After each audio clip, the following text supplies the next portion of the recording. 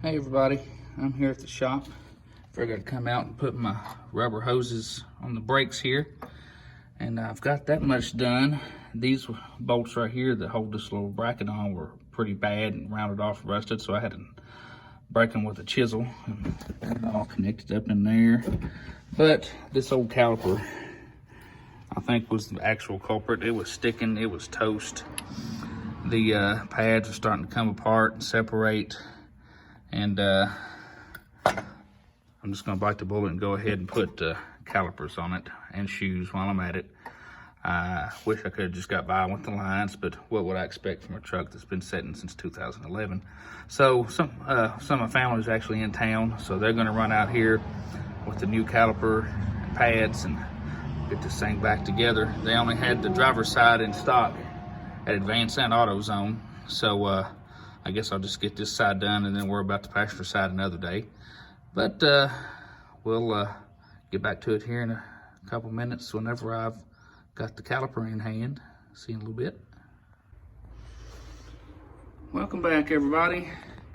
As you can see, this is the opposite side of the truck from when I started the video on. I ran out of time. I wrapped up the driver's side, but I need to get out of here, so I didn't film that. And came on to town the next day and picked up the passenger side caliper at another parts store. And I have the passenger side together now. So sorry there's not a lot of process videotaped here, but it's pretty straightforward. Changing the front caliper. These are some of the simpler caliper changes I've seen on vehicles. But as you can see, we have our new soft line running around here, connecting to our nice shiny new brake caliper with new brake shoes. I don't have anybody around to help me right now, and I don't have a self bleeder, so I'll have to wait till I can get somebody up here to pump the brakes for me to bleed the brakes on this thing. But my front brakes are done now. I left the rotors alone, they look fine. The price on these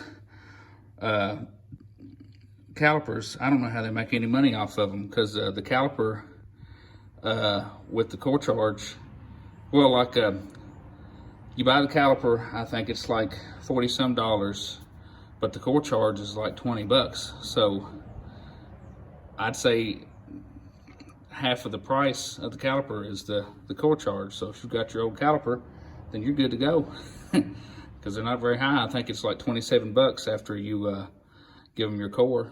So it's a pretty good deal for a caliper from Advance Auto Parts, CarQuest brand. I think the lines and shoes are actually CarQuest brand as well. But so once I get the brakes bled on this thing, I can set the front back down. The truck should roll better. It was having resistance. I think that was from both of the calipers being completely stuck shut. So after that's done, I can address whatever's going on with the rear. Hopefully nothing.